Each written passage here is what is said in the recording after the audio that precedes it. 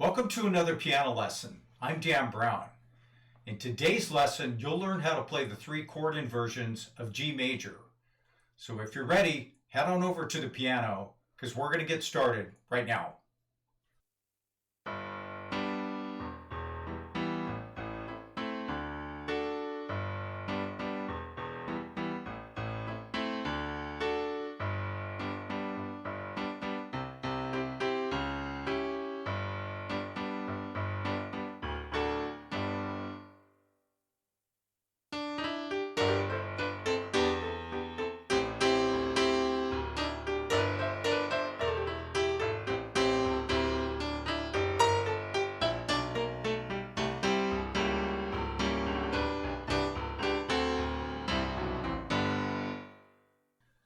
I want to start by giving you a little bit of additional information about the demo songs.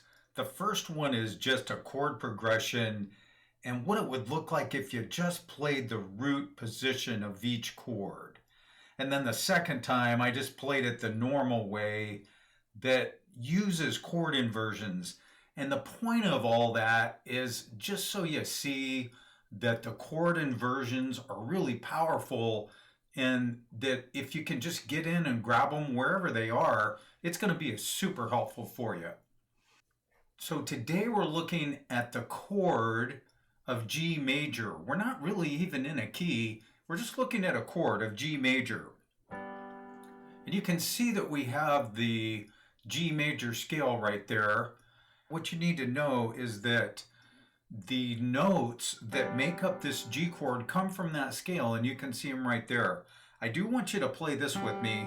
Play G with your thumb, play B with your middle finger, and play D with your pinky. That's really the best way. This is called the root position of G major.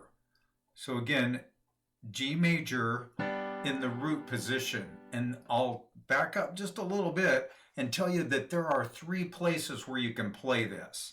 And they're here, here, and here. And we're going to go over those.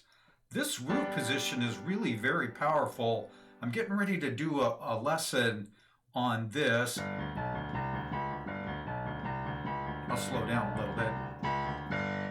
It's something you can play pretty quick, and actually, I'm talking about this G major in the root position. It's right here as well.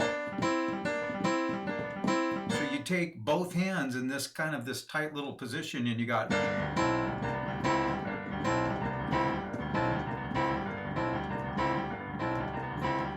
So you can play it. Yeah, you can play it. I'd say medium to fast. So you have the trails for. This is for like a slow to medium kind of song. And then you got, I'm going to bring this up a little bit, the shuffle. So far, we've only done the shuffle in G, but I want to do that in a lot of keys because, guys, that's really powerful too. The shuffle is for like a medium. Actually, you could do it slow, but it's kind of, I would say, from a medium to a faster song. And then this is kind of like a boogie. It's kind of like a boogie thing. I'm also going to do a lesson where you're doing this. Like that. If you're trying to play boogie woogie, it's the easiest thing you can start with, and it's a lesson that'll show you the notes, like kind of just the easiest way to get started with it. So back to this chord. This is G major in the root position. We're going to take the G and we're going to move it over to here. And you see I already let go of it here. Now on the chart, that note is actually on the chart. It's under the number 8. It's also a G. I'm going to have you play that before I take my hand off. So use your thumb right here, your pointer finger, and your pinky. The rule with any chords that you play anywhere is that you gotta do what's comfortable for you. If it's more comfortable for you to play this some other way, that's fine. I play it like this because that's just a plain old G. If I need to add a 6, like right here, this is the 6th. Say you have something like a swing kind of thing. That that 6 is right there under my middle finger. And then if I wanted to play a 7, it's here. It's right here. So that's a good way to do it. I would recommend that you do that with your thumb, your pointer, and your pinky. That's called G major in first inversion. And guys, the word inversion means different things depending on how you use it. In music, it means that you're taking a chord and you're just rearranging the notes and you're playing them in a different way. In other contexts, it's like literally like standing something on its head, like the horses that you see on the picture for this lesson. We got the 2 horses, one of them's upside down. So an inversion just means that it's not this. It's not your root. It's a different chord. It's moved up, but it has the same notes. It's still a G. It's still a G major. Now we're going to take this B right here, and we're going to move again. We're going to move it up to here.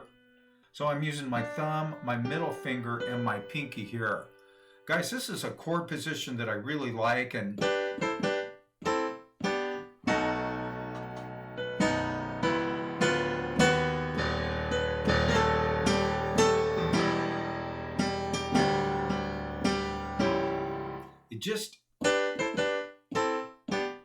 you can see it can get you to here, which is a G7. It can walk you back down to where we were to that first inversion. But it's great fun, guys. There's a honky-tonk stuff here. There's all kinds of stuff you can do from here, really, and from all 3 of these. And that's the point of today's lesson, is that your chord inversions are just super powerful, and you just gotta know them. Guys, I wouldn't, I gotta say this, I wouldn't tell you about the inversions if you didn't need to know them. What happened when I started doing these lessons, I was like, wow, I got into making a video and I was like, wow, they need to know the chord inversion. So if you watch some of my very first videos, I'm actually talking about the chord inversions in every lesson. I stop and say, okay, well, let's play through the inversions. Now I'm going to do these in every key. So when you see those colored, when you see the thumbnails that have the horses on them in different colors, those are the inversions. And before I go any further, let's just review. So you have the root position. Play that with me. I'll hold it for a minute. You have first inversion. So play that. Guys, when you're new to the piano, I understand that, like, I'm just grabbing these chords, right? I'm just grabbing them. Well, I've been grabbing chords a long time. And so if you are not used to just grabbing chords, it's going to feel weird. It's going to take time for you to get used to it. Some of my viewers have said, Dan, I love this stuff, but it's kind of hard. And guys, I understand that. And what I told one viewer today in a comment is that your days of frustration will be followed by days of breakthrough, when, like, if today you can't do it, tomorrow you may sit down and really do it well. Don't be discouraged. Be encouraged about your playing. You're going to get better. If you keep playing, you have to get better. You can't get worse. You can't stay the same. You will get better. When I started, I was slow. I didn't know anything. All I knew is that there was a sound that I heard that resonated with me.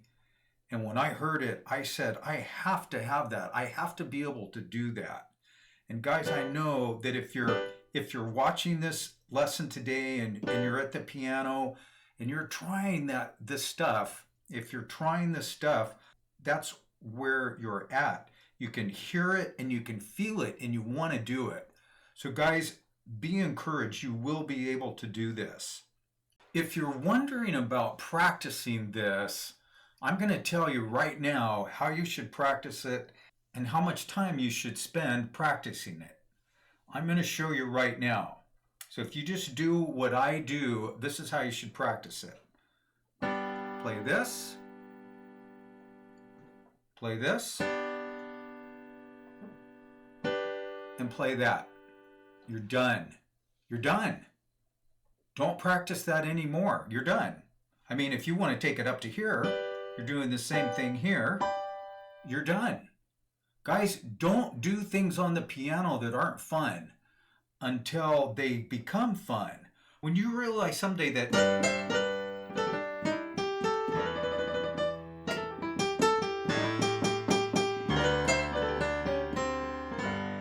when you realize what you can do, you're going to say, this is fun now. I like this. This is fun now. We're almost done. And I have to show you this. When you're playing a G in the right hand, you can play a G bass, or you can play B in your bass. It's still a G. It's still a G major. We call this a G with a B bass. Notice in the right hand that I don't have the B. I took it out. I want this to be open, and the B right here is just going to ring, and it's going to let this ring.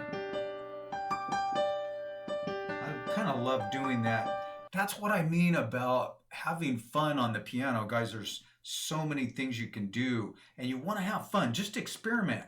If something doesn't sound right, just kind of make a note of it. Like, I don't really like the way that sounded, so I'm not going to do it again.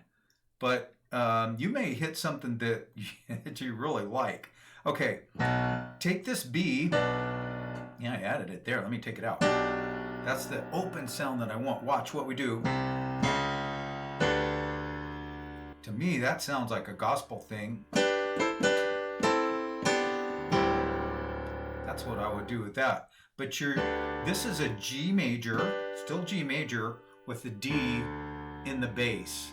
So that's what I want you to know, is that you can use any one of those notes that you see there on the chart that in violet. You can use those in your left hand as well. And there will be times when you want to do that. I hope you enjoyed that lesson. Thanks for joining me today, and I'll see you back real soon. Bye-bye.